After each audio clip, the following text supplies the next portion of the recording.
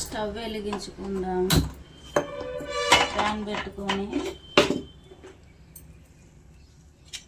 తగినంత నూనె పోసేసుకుందాం. పల్లీలు వేసుకుందాం.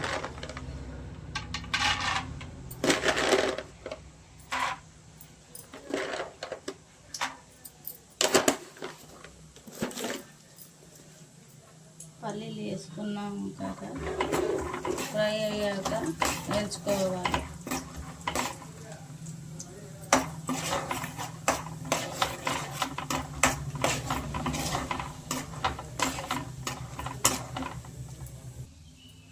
పల్లీలు తీసి పక్కన పెట్టుకున్నాం కదా, అలాగే బెండకాయ వేసుకుందాం.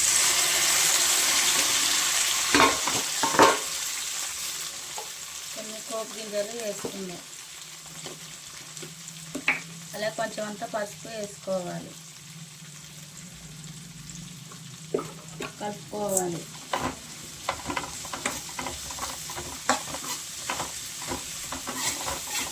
బెండకాయ బాగా ఫ్రై కావాలండి.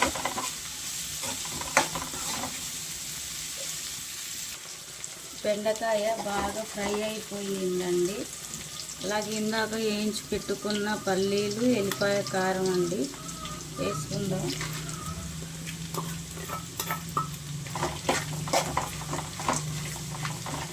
వేసుకొని ఇలా కలుపుకోవాలి.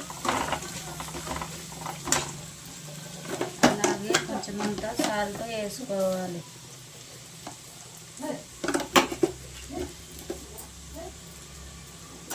వేసుకొని కలపాలి. ఇప్పుడే కదా ఇవన్నీ వేసుకున్నది, ఒక 2 నిమిషాల పాటు ఉంచేసుకుందాం. బెండకాయ ఫ్రై రెడీ అయిపోయిందండి. మీరు కూడా నాలాగా ట్రై చేయండి.